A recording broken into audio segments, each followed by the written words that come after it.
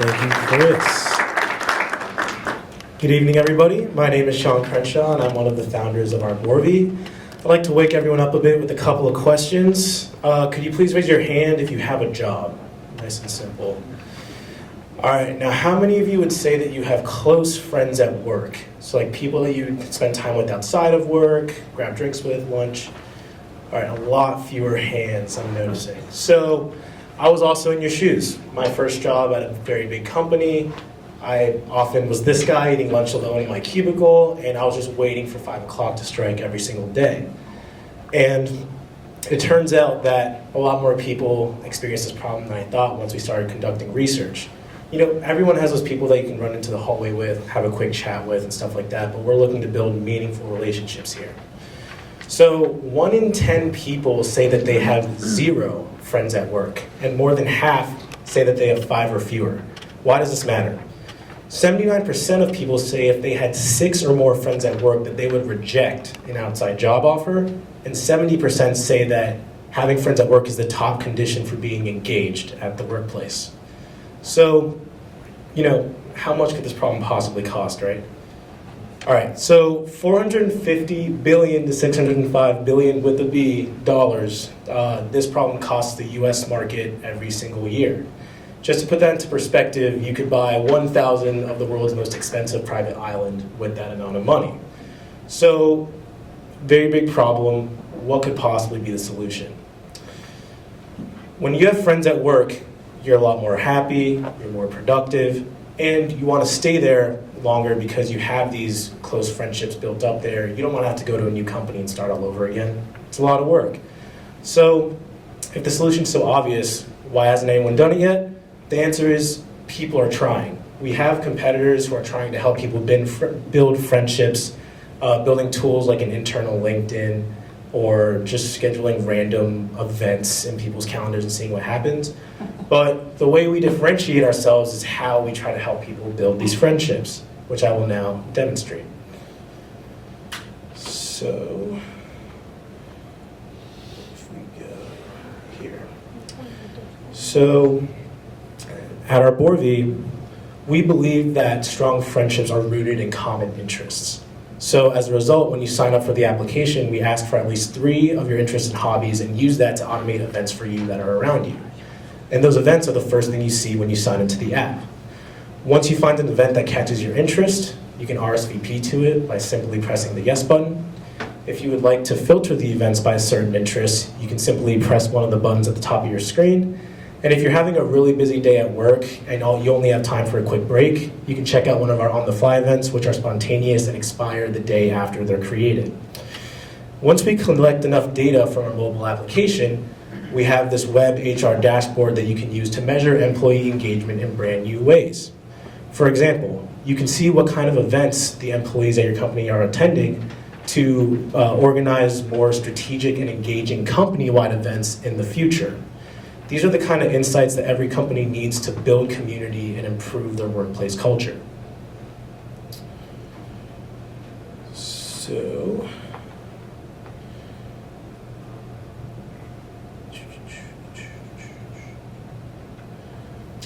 if you're a bigger company, we offer additional features to improve the experience, such as automated small groups of 3 to 6 people based on interests.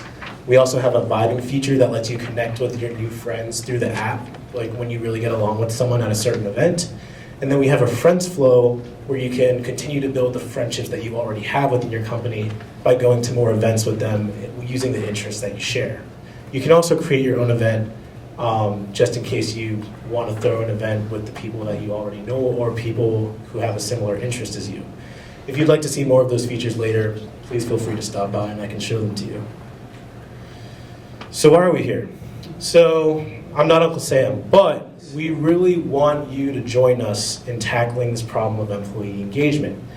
Right now, we are set to launch both iOS and Android applications by the end of the month, and we are looking to acquire our first clients that will be offered a free trial and then grandfathered into a low lifelong rate as a thank you for being one of our first customers.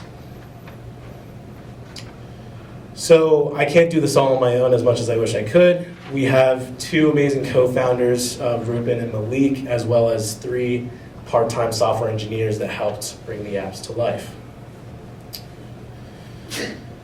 Thank you very much for listening. If you'd like to get in touch, you can email us at info@arborvi.com, or if you'd like to email any of us individually, it's just our first name at arborvi.com. Thank you for your time, and I hope you join us in revolutionizing the future of work. Thank you.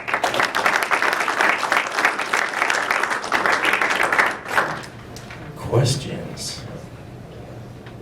A couple of questions. One, how did you arrive at that 600 billion total? Yeah, so Gallup, great question. So just in case anyone didn't hear it, he was asking how we got the 450 to 605 billion number. So Gallup, a very reputable surveying organization, does a state of the American workplace every 3 years, and that's where we gathered that data from. That number is straight from their report from 2017. So they said that people at work do not have friends, and this is a... So they said that disengaged employees are costing the company that amount of money and lost productivity. So that doesn't necessarily mean it's only from not having friends at work. It's just, exactly. And your major customers are what, businesses, or are you selling it to... Yeah, another great question. So right now we're mainly targeting companies of any size. So there's 2 versions of the application. The one you saw a video of is for smaller companies where everyone in the company sees the same event feed. But in the additional feature slide, you can see more of the features that we offer when companies are very big, so that we can offer a more personalized, small experience where users are still getting to know each other on a more personal level. Is it the HR person creating all the events, or are you pulling them from like the city, some feed from stuff going on in the city?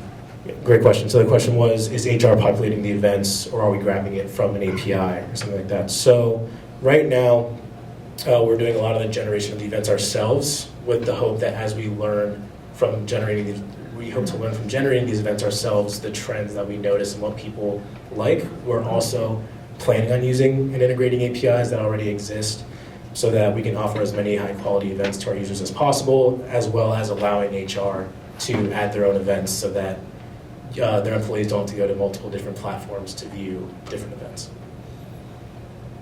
If you're offering it to HR departments, would they also get any sort of reporting platform? Yeah, so at the last 20 seconds of that video, there was that HR dashboard that shows... Is that maybe ways you're seeing into it? Yeah, so that's a very basic version that we have right now, but the goal is to have that kind of dashboard where HR can go in and say, why are we still paying these guys? And then they can see that we're still providing value to them, and that they can see the kind of trends of what their employees are engaging in. Let's imagine I'm a Microsoft employee and I would like to get to know people from other companies, let's say a Google or something. Can I do that with this app, or is it always within the same company?